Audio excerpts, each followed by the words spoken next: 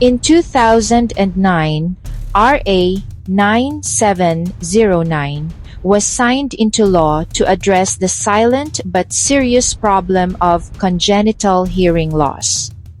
Many children are born with hearing problems, but these are often not discovered until later in childhood when developmental delays appear. The law requires that every newborn undergo hearing screening, preferably before they leave the birthing facility.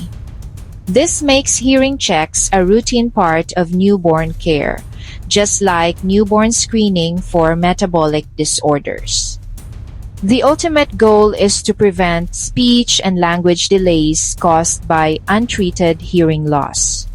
Early detection ensures children can develop normal communication skills and reach their full potential. Now, let's talk about the major provisions of RA 9709. All birthing facilities, whether hospitals, clinics, or lying-in centers, are required to conduct newborn hearing screening. This ensures that every child, regardless of where they are born, gets tested. The law mandated the creation of hearing centers and national registries. These centers serve as referral hubs for infants who need confirmatory tests and interventions, while registries help track outcomes. Hearing screening is included as part of public health services, making it more accessible and affordable. This provision ensures that even families in underserved communities can avail of the service.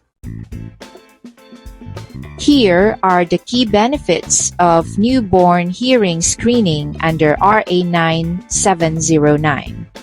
When hearing problems are detected early, interventions such as hearing aids, cochlear implants, or speech therapy can begin right away.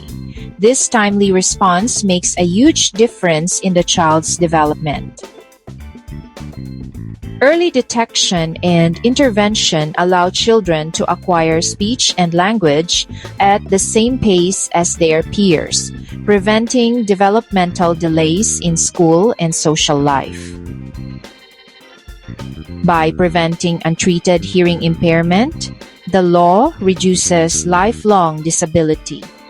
This improves not just the child's quality of life, but also eases the burden on families and society.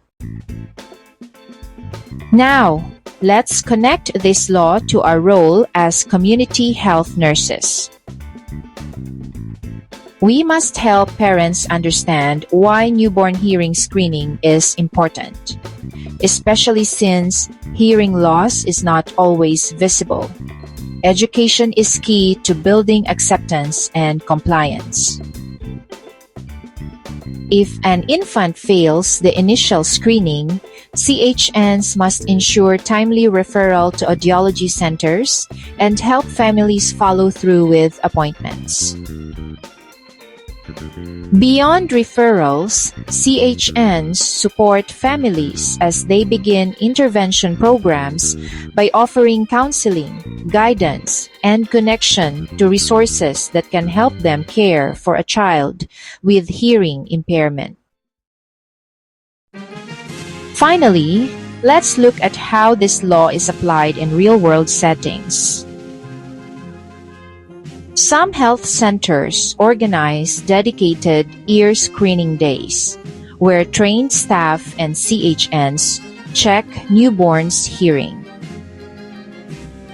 When a baby is flagged for possible hearing loss, CHNs counsel the mother about the importance of confirmatory testing and reassure her that help is available.